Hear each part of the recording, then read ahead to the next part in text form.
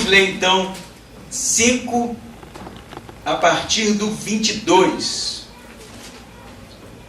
Mulheres, cada uma de vós seja submissa ao marido, assim como ao Senhor. Pois o marido é o cabeça da mulher, assim como Cristo é o cabeça da igreja, sendo ele mesmo o salvador do corpo. Mas assim como a igreja está sujeita a Cristo, também as mulheres sejam em tudo submissas aos maridos. Maridos, cada um de vós ame a sua mulher, assim como Cristo amou a igreja e a si mesmo se entregou por ela, a fim de santificá-la, tendo-a purificado com o lavar da água pela palavra, para apresentá-la a si mesmo como igreja gloriosa, sem mancha, nem ruga, nem qualquer coisa semelhante, mas santa e irrepreensível. Assim o marido deve amar sua mulher como o próprio corpo. Quem ama sua mulher ama a si mesmo, pois ninguém jamais odiou o próprio corpo, antes alimenta-o e dele cuida. Assim também Cristo em relação à igreja, porque somos membros do seu corpo. Por isso o homem deixará pai e mãe e se unirá à sua mulher, e os dois serão uma só carne. Esse mistério é grande, mas eu me refiro a Cristo e à igreja. Entretanto, também cada um de vós ame sua mulher como a si mesmo, e a mulher respeite o marido. Filhos, sede obedientes a vossos pais no Senhor, pois isso é justo. Honra teu pai e tua mãe. Este é o primeiro mandamento com promessa, para que vivas bem e tenhas vida longa sobre a terra. E vós, pais, não provoqueis a ira dos vossos filhos, mas criai-os na disciplina e instrução do Senhor. Vós, escravos, obedecei a vossos senhores deste mundo, com temor e tremor, com sinceridade de coração, assim como a Cristo, não servindo só quando observados, como para agradar os homens, mas como servos de Cristo, fazendo de coração a vontade de Deus, servindo de boa vontade como se servissem ao Senhor e não aos homens, sabendo que cada um, seja escravo, seja livre, receberá do Senhor todo o bem que fizer. E vós, senhores, fazei o mesmo para com eles, deixando de ameaçá-los, e sabendo que o Senhor, que é Senhor tanto deles como vosso, está nos céus e não faz diferença entre as pessoas. Amém? Pois então, antes da gente entrar no texto, em 2016, se não me engano, uma filósofa brasileira chamada Marilena Chaui, que já teve programa, ou um quadro no programa do Fantástico, há uns anos atrás, disse em um colégio particular que quem defende a família tradicional é uma besta. E assim Marilena vai dizer que esse modelo de família que nós temos é um modelo inventado. Nem sempre foi assim. Isso é óbvio, é uma estultice dizer, porque há provas e mais provas de que a família tradicional, e quando eu falo família tradicional, eu falo modelo pai, mãe, filhos, ele é, na verdade, milenar, do tempo ainda dos hebreus, como a Bíblia assim o narra. Há, na verdade, resquícios arqueológicos de mais de 4.000 anos atrás, de famílias inteiras, mortas e enterradas juntos. Na verdade, hoje há uma tentativa de desconstruir o modelo que é o modelo cristão, judaico-cristão de família. Você vai ver muito esforço da parte de muitos grupos em tentar, de fato, minar essa estrutura que é, segundo o apóstolo Paulo, segundo Jesus, segundo os textos veterotestamentários e neotestamentários, um modelo vindo da parte de Deus. E é justamente por isso, por ser a família um modelo de Deus para os homens, que o apóstolo vai inserir aqui em sua narrativa, em seu texto, que é sobre a unidade do corpo, a unidade da igreja, justamente o modelo familiar como nós o conhecemos. Você pode até dizer para mim, mas José, como assim? se ele depois vai dizer, ou terminar, pelo menos essa porção, falando de escravos e senhores. Não se esqueça que uma família no primeiro século, ela era constituída não somente de pai, mãe e filho, mas escravos também. Então Paulo, quando está aqui falando justamente desses 3 níveis de relacionamento, maridos e mulheres, pais e filhos, escravos e senhores, ele está se referindo à estrutura familiar do primeiro século, muitas vezes cristã, que por fazer parte justamente desse período, possuíam escravos. A gente vai falar disso com mais calma, mas vamos começar não do 22, que é de onde nós lemos, mas do 21, que foi o último versículo de semana passada, quando Paulo diz: sujeitando-vos uns aos outros no temor de Cristo. Paulo vai falar, como nós estudamos semana passada, que estar cheio do Espírito Santo, que é o oposto a se embriagar com vinho, é cantar cânticos, hinos de adoração, como ele vem falando no versículo 5, orando, não é, com o coração grato e sujeitando-vos uns aos outros. Ele tem como foco aqui a igreja. E ainda no mesmo pensamento, na mesma estrutura, Paulo vai começar a falar do sujeitando-vos. Marido e mulher, filhos e pais, escravos e servos. Eu penso que, particularmente acho uma covardia um subtítulo no 22. Lhe explico. Porque não há uma pausa. E não é sobre mulheres serem submissas a maridos. Porque, na verdade, o que Paulo está falando é da igreja em submissão com a própria igreja. Por isso ele vai falar dos 3 níveis aqui. O problema justamente do subtítulo é que traz um peso muito grande para o texto, como se Paulo tivesse agora uma mensagem em especial para um grupo, mas não é isso que ele está pensando. Ele está pensando, e é justamente um raciocínio que vai sendo conduzido para o encerramento escravos e senhores, porque ele já disse que ser cheio do Espírito Santo é estar submisso uns aos outros, sujeitando-se uns aos outros. Ele vai começar no 22, né, e já que o lemos, tratando da questão marido e mulheres. Marido e mulher, não mulheres. Maridos e mulheres. A gente vai ver que há uma estrutura paulina aqui, em se referindo ao relacionamento homem-mulher e teologizando sobre Cristo e a igreja. É isso que Paulo tem em mente. Para Paulo não é só uma questão relacional homem e mulher, mas o que isso representa, teologicamente falando. Ele vai usar como texto aqui do Antigo Testamento: o homem deixará sua mãe e seu pai, se unirá à mulher e serão uma só carne. E ele vai dizer isso para dar corpo ao que ele havia dito, que a mulher faz parte do corpo do homem, não é isso?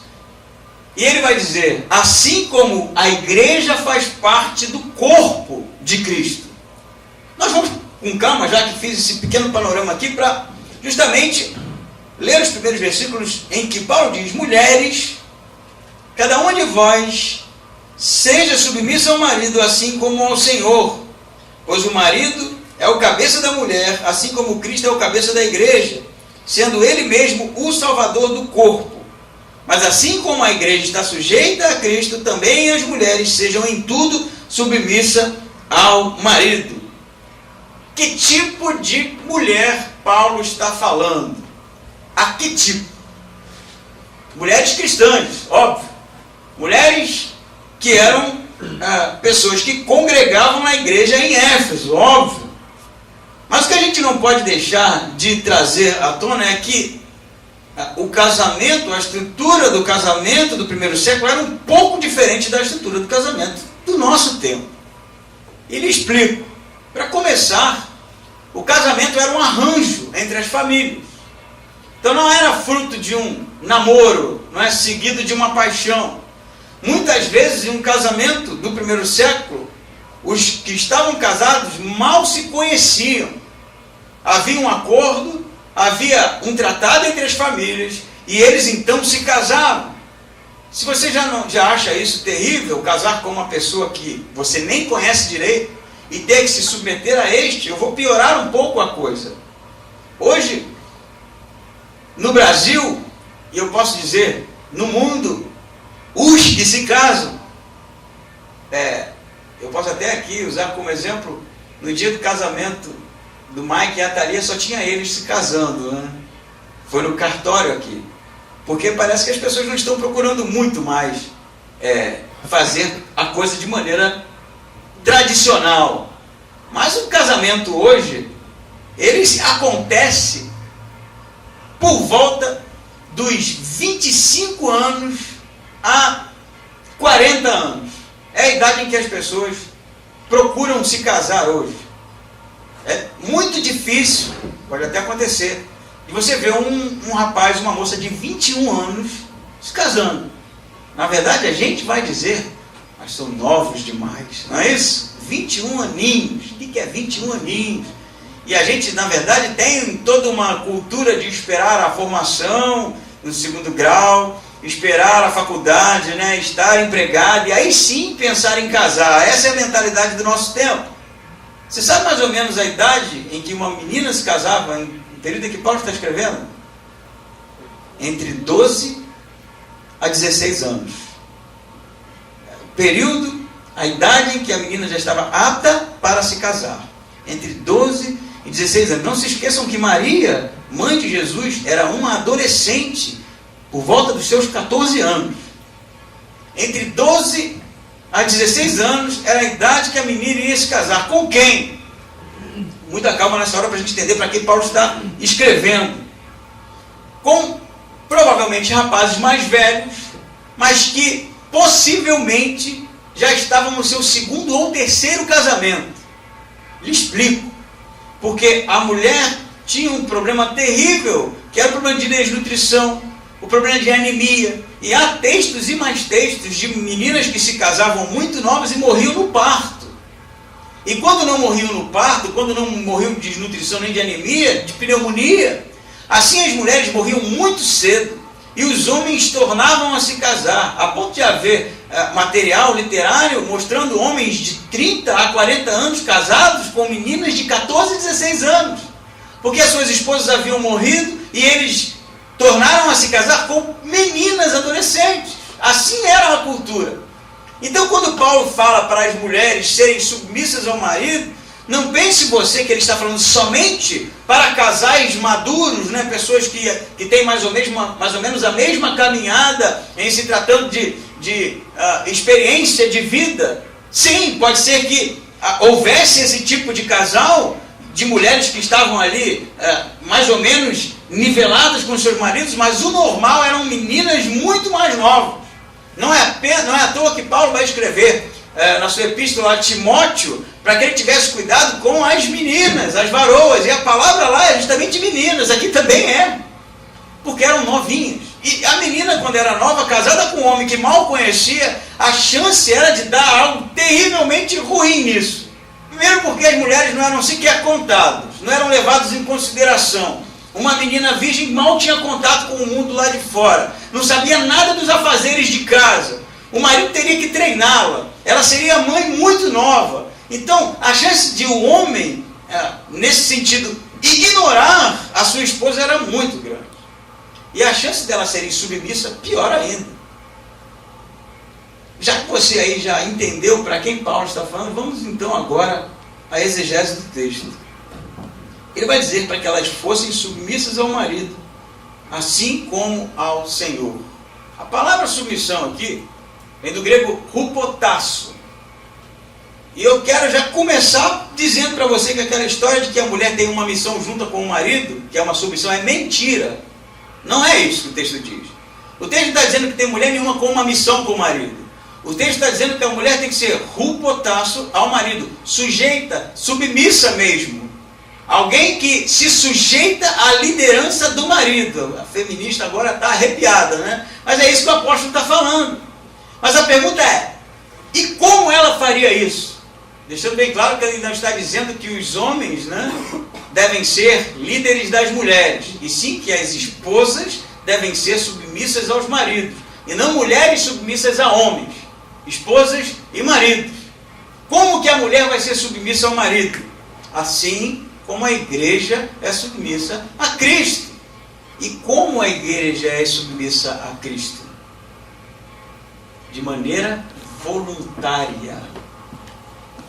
De maneira voluntária. Paulo não está pregando opressão masculina. Paulo não está dizendo que as mulheres, pela força do homem ou qualquer outro tipo de motivação, devam se submeter a ele. Mas Paulo está dizendo que as mulheres, assim como a igreja, voluntariamente, assim como a igreja olha para Cristo, aquele que morreu no nosso lugar, que deu a vida em nosso lugar, assim como a igreja identifica o amor de Cristo por nós, a mulher deve se submeter ao marido. Entende como a coisa muda? Não é questão de nós somos melhores, vocês são menores. Nós somos... É uma questão aqui de voluntariedade, porque a mulher percebe no homem, é o que Paulo vai dizer, que ele a ama. É essa submissão, é essa sujeição. E o homem também deve se submeter à mulher. Porque 21 ele diz, sujeitai-vos uns aos outros. Então a mulher se submete ao homem porque ela vê nele o mesmo amor tipificado que o de Cristo pela igreja, e o homem se submete à mulher amando-a com todo o seu esforço. Não é isso que o apóstolo vai dizer? Na verdade, ele gasta muito mais versículos para falar do homem em se tratando do seu amor pela mulher do que para falar da submissão da mulher pelo homem. Porque a submissão da mulher pelo homem são 3 versículos, o restante é tudo sobre o homem, porque ele sabe que o problema maior era da parte do homem, e não da parte da submissão da mulher.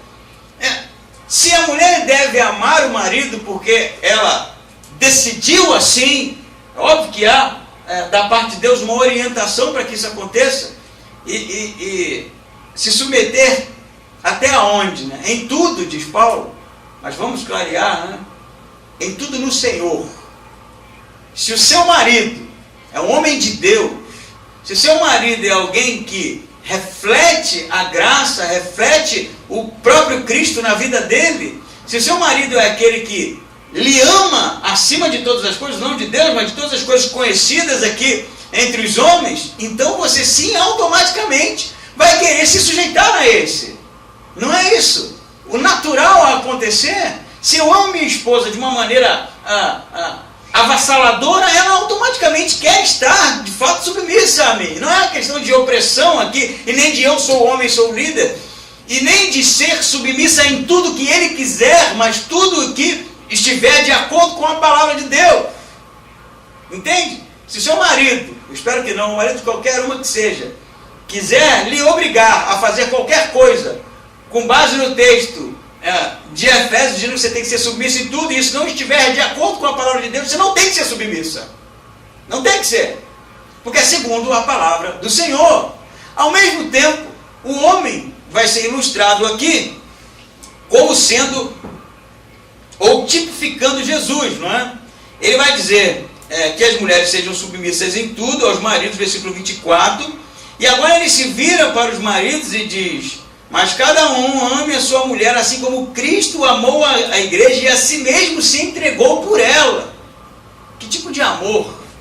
É o amor que Paulo quer que o homem manifeste pela mulher. Não é a paixão, não é esse fogo avassalador, né, dos primeiros encontros, até porque isso só funciona para a gente, para eles não. Não é aquele desejo sexual ardente que o homem mal consegue se controlar, dizendo, né, te amo tanto que agora ferrou, você não passa de hoje. Não é isso. Porque naquele tempo não tinha isso.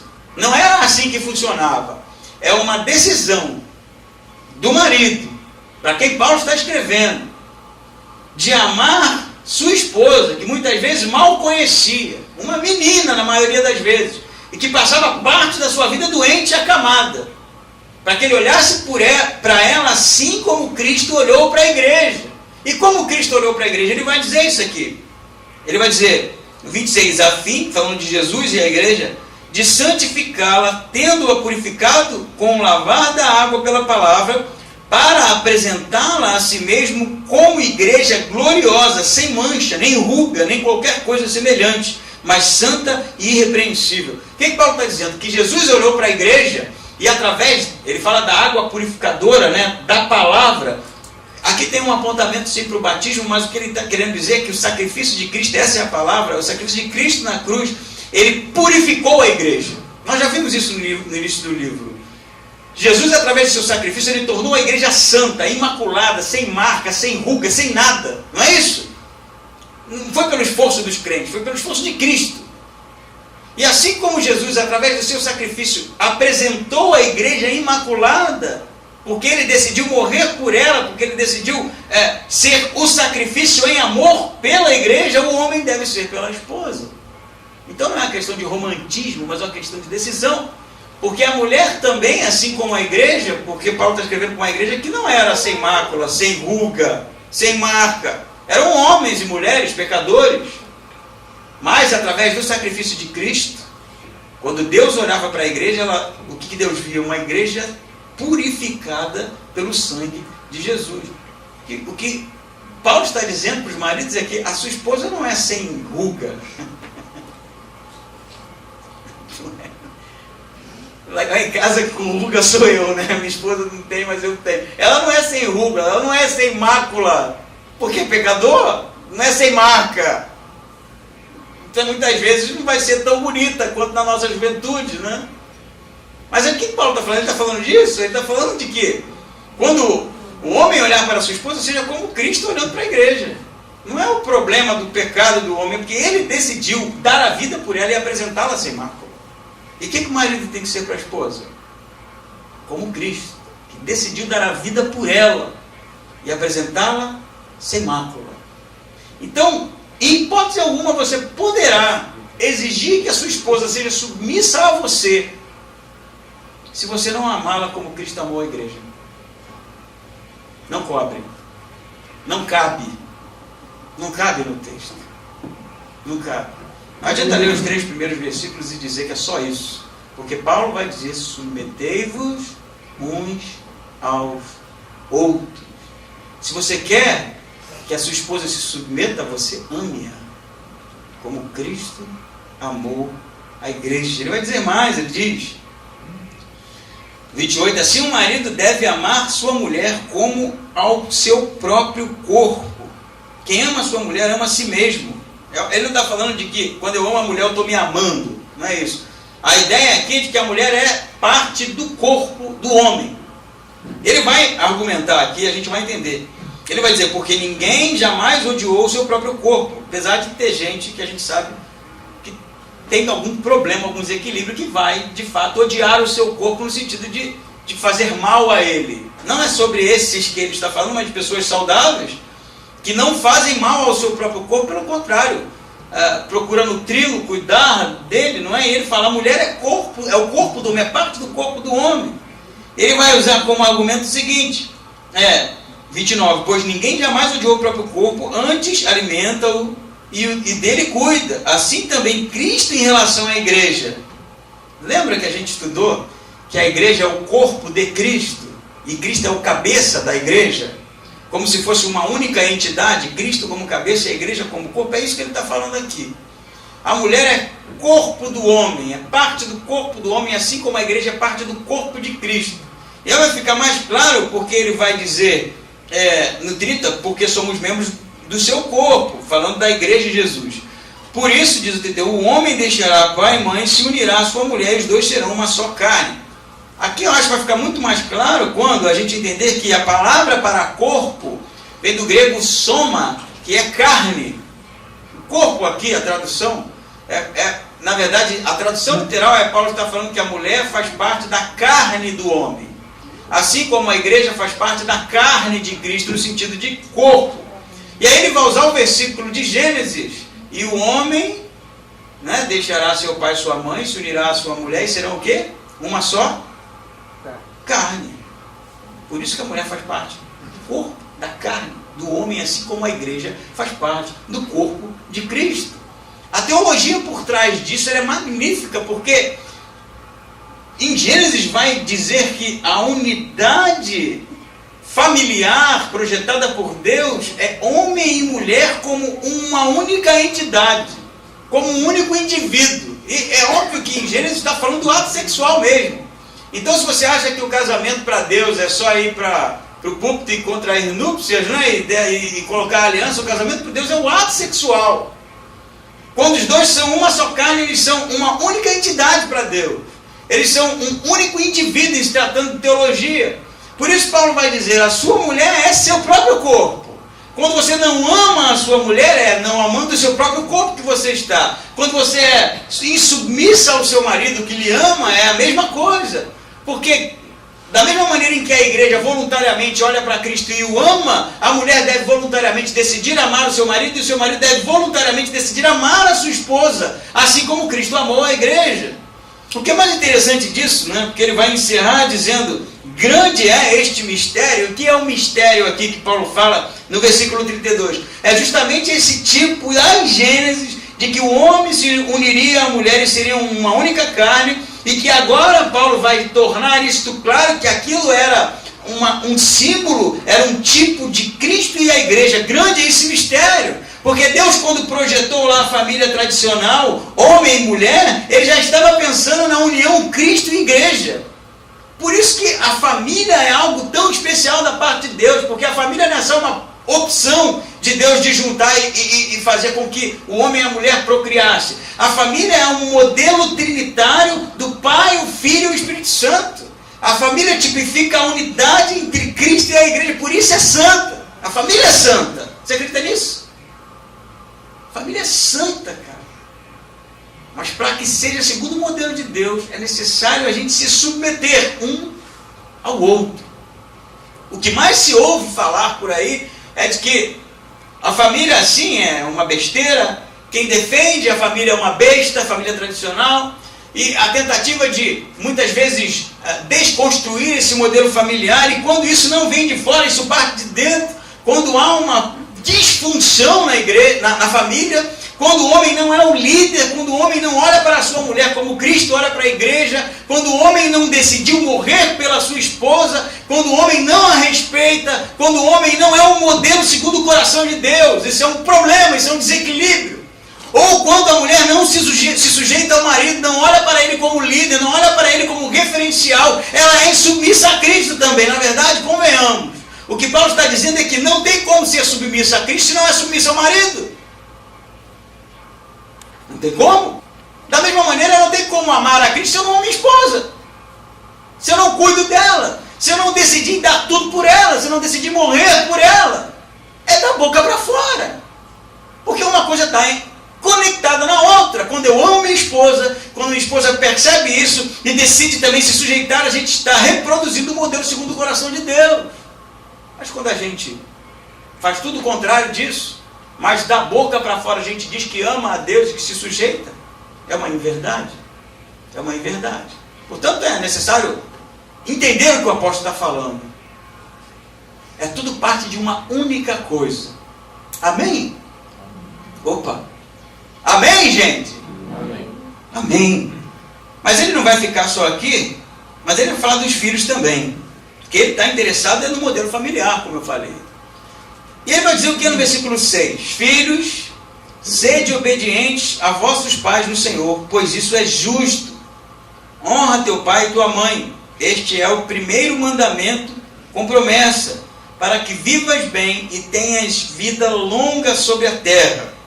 Depois ele vai falar dos pais, mas vamos com calma aqui. Da mesma maneira que eu trouxe o panorama histórico para o público-alvo, em se tratando das esposas e maridos, o versículo 6 vai falar também de filhos, mas eram crianças. Os filhos aqui eram crianças. Se a menina se casava com 12 anos, então tu acha que está falando para filho de 16, 17, 18 anos, de filho de 32, 34 que mora com os pais. Não é isso. Eram crianças. Isso é tão interessante perceber que a mulher, não é, nesse tempo fazia parte de uma sociedade extremamente misógina. A gente gosta de falar misoginia hoje, mas nesse tempo muito mais. A mulher não tinha direito a nada, sequer era contada. Mas para Paulo, ela é especial, é importante, ela está inserida, ela está no mesmo lugar em que o marido, aqui se tratando de ser especial para Deus. E as crianças da mesma forma, não eram contadas, muitas vezes não tinham nenhum tipo de valor, mas para Paulo, ele vai ter um ensinamento para as crianças agora. Você percebe que a carta aos Efésios é uma carta para ser lida na frente da igreja. E esse momento é o momento em que vai ser lido para as crianças. Não é filhinha adolescente que ele está falando aqui. É criança, por isso que ele vai dizer: sede obedientes aos vossos pais. A palavra é criança mesmo, não é filho. E vossos pais aqui, tanto pai quanto mãe, não é?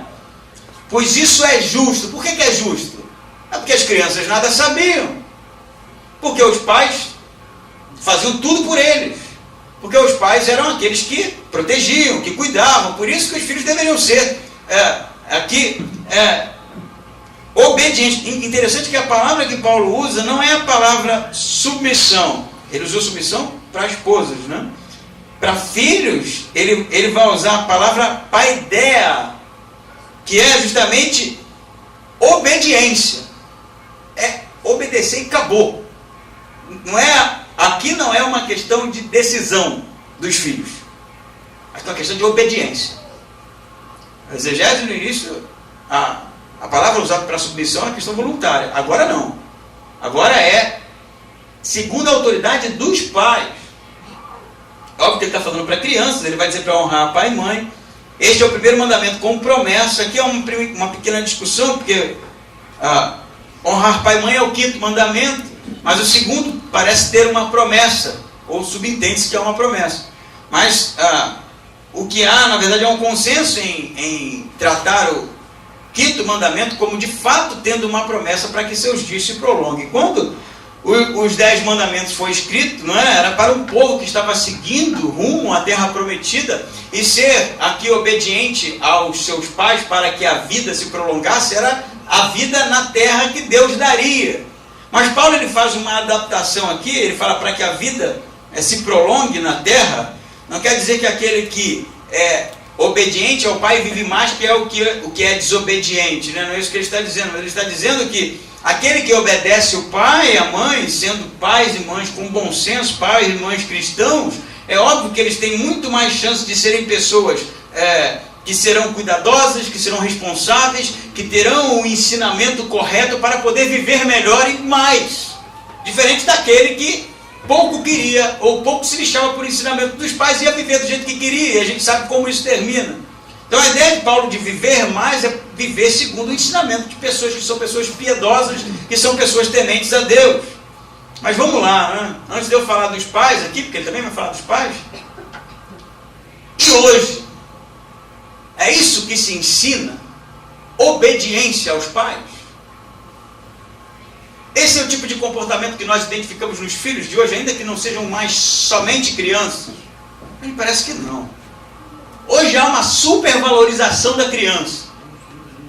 A lei da palmada, a criança é a responsabilidade do Estado, os pais não devem ensinar valores que não sejam os valores que se ensinam nas escolas, e toda uma insistência para que de fato haja uma coisa, eu diria, especial em se tratando de conteúdo, sabe? Para com o mundo secular e as crianças.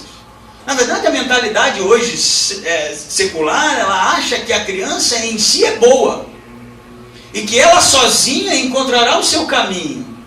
E que muitas vezes o que a gente ensina para as crianças, na verdade, são conceitos construídos por nós, que não tem seu valor, porque é a criança que vai decidir uma hora. Então, isso é uma tolice. Eu tenho um filho de 5 anos, e aqui muitos já são pais, e eu sei que se eu deixar, meu amigo, ele vai fazer o escassel, ele não sabe decidir nada, ele não sabe o que é, muitas vezes, discernir o certo do errado, o que é bom, o que é mal, e ele precisa do pai e da mãe lá, e muitas vezes com a correção, que é o que Paulo vai dizer aqui. Ele não diz, ele diz o seguinte: filhos, honrem, sejam obedientes aos vossos pais do Senhor, pois isso é justo. Honra teu pai e tua mãe, este é o primeiro mandamento com promessa, para que vivas bem e tenha vida longa sobre a terra. E vós, pais, não provoqueis a ira dos vossos filhos, mas criai-os no quê? Na disciplina. Você sabe o que é disciplina? No grego, vai dar origem a essas possíveis traduções: instrução, disciplina e correção. Correção é chegar junto mesmo, é dar uma chinelada, dar uma varada com vara de goiaba. Eu já apanhei de vara de goiaba, eu não acho mais nem goiaba. Só no mercado, né? Que dirá a vara da goiaba. Um dia desse o Lucas achou um galho no chão e falou, aqui papai, que legal. Eu falei, isso aqui é bom para eu te pegar nas pernas aqui. E ele ficou até assustado, né? Porque eu sou pai Nutella, pego de Havaiana, né? Havaiana nem dói, pô. Eu tomava era acabada de vassoura. Né? Tomei, minha mãe já quebrou vassoura nas minhas costas, eu já estava crescidinho, né? Comecei a ficar brabinho, né? E pau, rolou uma acabada de vassoura. Óbvio que eu não quero que você quebre uma vassoura no seu filho, né? Não é disso que eu estou falando. Mas de corrigi-lo, ele precisa entender que coisas são erradas. Ele precisa entender que algumas decisões que ele vai tomar é necessária responsabilidade. É necessário a gente fazer isso por amor a eles, porque se deixar, eles vão, na verdade, tomar um rumo completamente contrário do que a gente quer, porque não vão entender, de fato, qual é a melhor decisão a ser tomada. Na verdade, o que é bater no filho, né? O que é bater? Falar bater já assusta. Bater no filho, bater no filho. É bater no filho mesmo. Porque bater no filho é traumatizá-lo. É isso que é, não tenho medo de dizer. É um trauma que ele sofre. Você acha que apanhar é bom? Você acha que eu não lembro das surras que eu tomei? Eu lembro, teve umas doídas, né? Eu já contei essa história, teve uma vez que eu derrubei um menino embaixo do ônibus. O pastor que vos fala é um pecador dos piores. Fraturou as duas pernas. Você sabe o que eu fiz depois que ele caiu? Eu que empurrei. Não empurrei para debaixo do ônibus. Eu dei um chute para trás e ele caiu embaixo do ônibus. Não foi assim, vou matá-lo, né? Não sou nenhum. Sociopata aqui. Mas depois que ele caiu, eu fui soltar pipa. Eu estava pouco me lixando para aquilo lá. Só que, no final do dia, eu vi o pai dele saindo lá de casa. Eu vinha chegando e o pai saindo. Eu falei, ferrou. Bom carioca. Tomei uma surra, velho. Mas eu tomei aquela que pega numa mão, né? Pega com essa, né? E vai batendo com a direita e você vai rodando, sabe?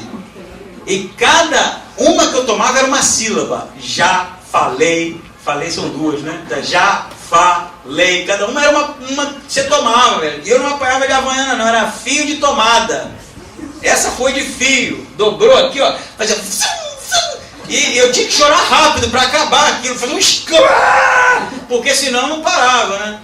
Eu vou dizer pra você, foi exagero? Não foi, cara. Não foi, cara. Eu lembro disso. Minha mãe, na verdade não foi minha mãe, foi meu padrasto que me pegou. Ele tinha que ter feito. Senão, quem seria eu hoje?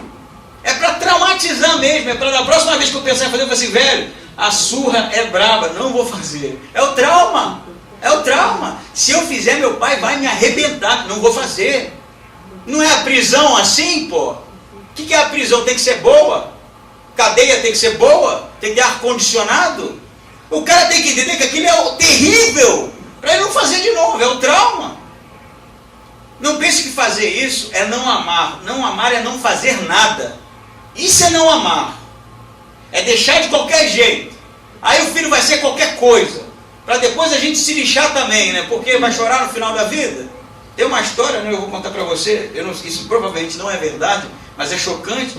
De um filho que foi criado desse jeito, se tornou um bandido, foi preso e na sua visita, a visita da mãe na prisão, ele chama a mãe bem perto, que ele quer falar uma coisa no ouvido dela, e quando ela se aproxima, diz a história, né, que ele arranca a orelha dela com uma mordida, e diz aqui, isso é por todas as surras que você não me deu. Eu não sei se isso provavelmente não é, né? Mas eu acho que ilustra bem o que o apóstolo está querendo dizer aqui, é corrigir o filho em amor, mas não irá-los. Sabe o que é irar? Ele vai dizer aqui, inclusive, para não provocar a ira dos vossos filhos, versículo 4, mas criai-os na disciplina e instrução do Senhor, de maneira a não deixá-lo desanimado, não é? Para que eles não desanimem, é a ideia aqui no grego, desanimar, porque quando alguém abusa da autoridade, quando alguém é opressor dos filhos, quando o pai ou a mãe castiga por castigar, isso é na verdade acabar com o filho. É o mesmo trabalho de não punir. É o mesmo trabalho, quando há exageros. É óbvio que a gente sempre exagera alguma coisa, né? Quem sabe qual é a medida certa de quantas palmadas deve se dar para qualquer besteira que ele faça, né? A gente nunca sabe qual é a medida, mas é dentro, óbvio, do bom senso. Paulo vai dizer, é para você amá-lo, é para você não irar ele, não desanimá-lo, mas é para você corrigi-lo. Corrigi-lo. Sabe por quê? Porque até Cristo, que era Deus, se sujeitou ao Pai em obediência. O filho não tem que questionar a ordem do pai e da mãe. Não tem. Se esse é crente, se esse é referencial, se esse é segundo o coração de Deus, não, é óbvio que eu não estou falando de coisas absurdas, né? Filho, vai fumar maconha. Tá bom, pai, Paulo falou, então estou indo lá na boca de fumo. Isso é um absurdo, né? E eu acho que nenhum pai daqui dessa igreja vai falar esse tipo de coisa para o filho fazer. Mas eu estou falando dentro, óbvio, do bom senso. Muitas vezes não é aquilo que a gente quer como filho. Muitas vezes não é aquilo que a gente quer ouvir. Muitas vezes não é aquilo que a gente gosta mais. Mas isso é uma ordem direta do apóstolo Paulo. Obedientes aos pais. Porque muitas vezes a gente não sabe é de nada e acha que sabe. Você acha que eu com meus 43 anos sei mais do que a minha mãe? Ela pode não ter o estudo que eu tenho. Pode não ter a cultura que eu tenho. Pode não ter lido o número de livros que eu tenho, mas ela tem muito mais experiência que eu. Muito mais. Por isso que eu tenho que ser obediente a ela. Mesmo quando ela fala lá de Guarapari, diz, filho, olha, abre o olho. É isso aí, tá certo? Amém? Não vi um filho falar amém. Só pai, né? E aí a gente vai para o terceiro nível aqui. Ele fala dos escravos e dos senhores. A gente leu, né? Mas eu vou dar mais uma revisada aqui para não ficar muito grande. Ele vai dizer, vós escravos, obedecei a vossos senhores deste mundo, ou da terra, né? Com temor e tremor, com sinceridade de coração, assim como a Cristo, não servindo só quando observados, como para agradar os homens, mas como servos de Cristo, fazendo de coração a vontade de Deus, servindo de boa vontade, como se servissem ao Senhor e não aos homens, sabendo que cada um seja escravo, seja livre, e receberá do Senhor todo o bem que fizer. Para quem que Paulo está falando? Para escravos. A igreja do primeiro século, não só do primeiro século, como do segundo século também, era uma igreja que, em sua maioria, eram escravos que faziam parte justamente desse ajuntamento. O escravo, não pense você na escravidão negra, né? Que aconteceu já nas nossas gerações. Era outro tipo de coisa. O escravo podia ser um escravo de guerra. O escravo poderia ser alguém que estava endividado e não tinha como pagar. E assim, por escolha, ele se tornava escravo. O escravo poderia ser alguém que não tinha condições de se manter, não tinha como trabalhar, não tinha condições financeiras, e aí ele se oferecia para ser escravo. Porque a palavra escravo já traz para a gente um peso muito grande, né? Mas muitas vezes a escravidão se dava por opção, na verdade por falta de opção, né? E aí ele ia se vender, e aquele homem para quem ele se vendia passava a ser seu dono. E havia também escravo de guerra mesmo, que foi vendido e tinha um senhor aqui. Muitos escravos, assim como na escravidão do nosso tempo, das nossas gerações, ou das gerações passadas, muitos sofreram terrivelmente. Mas, em sua maioria, já no período de Cristo e dos evangelhos, os escravos muitas vezes faziam parte da família. Não é? Os escravos eram parte da família, muitas vezes herdeiros até. Vai acontecer do Senhor não ter filhos e fazer do escravo herdeiro. Então a gente tem que ter muito cuidado aqui para fazer uma análise correta para quem Paulo está escrevendo e como isso se aplica hoje, porque nós não estamos no primeiro século e nós não vivemos essa realidade. Por mais que se diga, trabalho escravo, médico cubano, Pereira Pontu, não é disso que ele está falando, isso não se aplica, né? Ele não está falando de escravidão para quem foi para um canavial cortar cana e foi desenganado, não tem como voltar para casa, tem que trabalhar para comida, trabalho escravo. Também não se aplica, eram escravos mesmos. Não tinham mais vontade, não tinham mais liberdade, não eram donos mais de si mesmos, pertenciam a outros. E aí a pergunta que vai nascer, por que Paulo então não fala para os senhores, libertai os vossos escravos, né? Porque a Bíblia, como é que a Bíblia não vai condenar a escravidão, coisa tão terrível? Não é? Na verdade, a libertação desse tipo de de relacionamento entre escravo e senhor vai acontecer futuramente. E a motivação vai ser cristã. Mas não há uma tentativa do apóstolo Paulo de mudar a sociedade do seu tempo. Não é para isso que ele está escrevendo. Ele está escrevendo para que os escravos, tanto escravos quanto senhores crentes, fossem idôneos. Houvesse idoneidade da parte deles. Porque é muito fácil a gente pensar nisso hoje, né? E é óbvio, a Bíblia não defende a escravidão, e nem eu estou falando isso aqui, mas dizer que o que Paulo está pedindo é muito maior do que isso que a gente vai fazer a primeira análise, dizer para libertar o escravo. Ele está dizendo muito mais, ele está dizendo: o seu Senhor, na verdade, é Cristo. Para o escravo, o seu Senhor é Cristo. É a Ele que você se sujeita. É Ele que é seu dono. Então, tudo que você fizer, faça como uma pessoa justa. Tudo. Sendo escravo, sendo livre, ele vai dizer.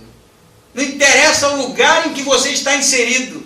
Não interessa a classe social que você está inserido. Não interessa a realidade que você vive. Seja alguém justo e santo. Porque o seu Senhor é Cristo. É isso que ele está dizendo. A exegese mais clara: nós não temos escravos hoje. Como é que eu vou aplicar aqui, você que é escravo, né?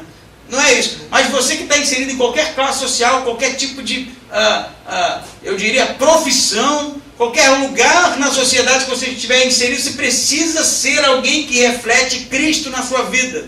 E assim como Jesus, sendo Deus, se submeteu aos homens indo para a cruz, assim aquele que é seu servo, independente da realidade social, independente das injustiças, ele deve permanecer idôneo até o fim.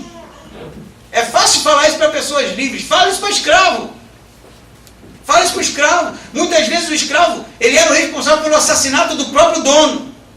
Na verdade, você tem tratados e tratados dizendo que viver em segurança com o escravo era impossível. Porque eles sempre estavam tramando alguma coisa. Havia sempre uma tentativa de alguma corrupção que era fácil. O cara que vendeu a liberdade dele por causa de uma dívida estava feliz com isso? Não estava, não. Foi alguém que já gozou de liberdade antes. Então, o apelo de Paulo, tanto para senhores quanto para escravos, é que para eles olhassem para a sua realidade, sim, muitas vezes injusta, mas que eles entendessem que o Senhor deles e a quem eles pertenciam era Jesus, e era isso que eles deveriam refletir. Feita essa exegese, e a gente? Mesma coisa, meu brother. O governo é corrupto? Seja justo. Seu patrão é terrível? Seja justo. O emprego que você está não é o melhor e eles não te pagam o que deveriam. Reflita Cristo. Você não deve nunca se igualar a isso. Por mais que o mundo esteja caindo em cima de você, você deve refletir Cristo. Você deve ser aquele que se submete ao Senhor. E é Ele que é a sua justiça. Porque é muito fácil a gente começar a abrir a boca para reclamar, não é? Da vida, do emprego, do patrão, da casa, da maneira com que a gente vive, e a gente culpa Deus e o mundo. Mas o que Paulo está falando aqui é: façam, olha só, ouve isso, faça como se estivesse fazendo para Cristo.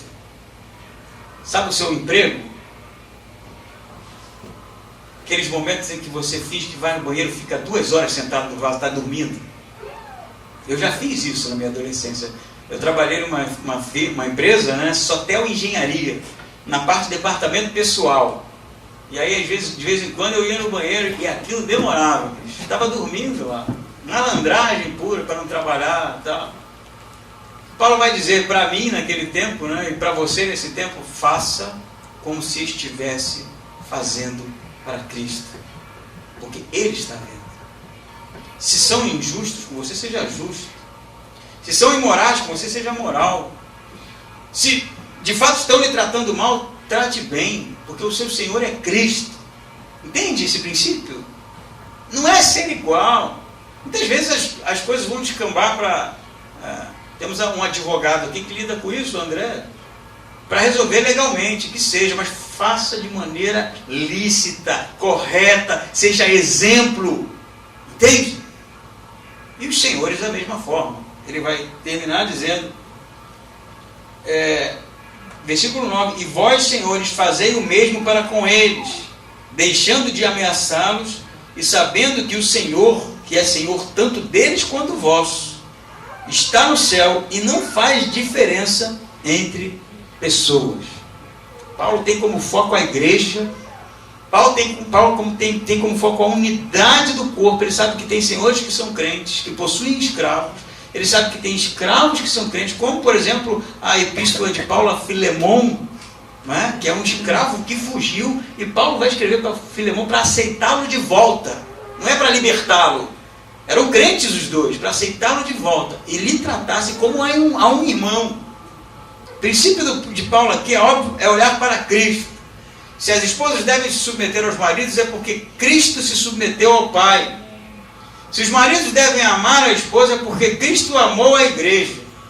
Se os filhos devem ser obedientes aos pais, é porque Cristo foi obediente a Deus. Se os servos devem se submeter aos seus senhores, é porque Cristo se submeteu aos homens. Se os senhores devem cuidar bem dos seus servos, é porque Deus cuida bem e cuidou bem dos seus filhos. O exemplo vai ser sempre esse. Sempre esse. A gente não está preocupado com nenhuma outra coisa, a não ser andar segundo o coração de Deus. Amém? Amém. Eu posso encerrar aqui com uma pequena ilustraçãozinha, para ficar com cara de final aqui, né? Do pregador tão conhecido, Martin Lloyd Jones, né? Ele conta uma história muito interessante de uma experiência que ele teve com uma família. Ele foi visitar uma família e chegando lá, ele percebeu algo esquisito, que era uma esposa super acelerada, né? Ela dinâmica, à frente de tudo, a pessoa com uma proatividade tamanha, e um marido que quase não falava, né? O cara, perto da mulher, era uma coisa assim, lenta. E ele percebe que todas as respostas são dela, todos as decisões, né? A princípio ela que toma e tal. Ele, quando termina a visita, ele pergunta para ela assim: posso lhe fazer uma pergunta? Ela fala: claro, pastor, como vai o seu casamento? Ela fala: ótimo, o casamento é perfeito, está tudo dando certo, está tudo segundo a vontade de Deus. Aí ele fala: mas quem decidiu isso? Aí ela falou: eu, é claro. Está tudo uma maravilha, mas quem decidiu? Eu, é claro. É óbvio que há um desequilíbrio nisso, né? E a gente deve ajustar as coisas. Ajustar as coisas. Sendo um líder em casa, um homem segundo o coração de Deus, aquele que ama a esposa, sendo uma mulher que se sujeita a um marido que anda segundo o coração de Deus, sendo filhos que respeitam os pais, assim como Cristo respeitou a vontade do seu Pai, e sendo homens e mulheres idôneos numa sociedade terrível. Para essa igreja que Paulo escreve. Amém?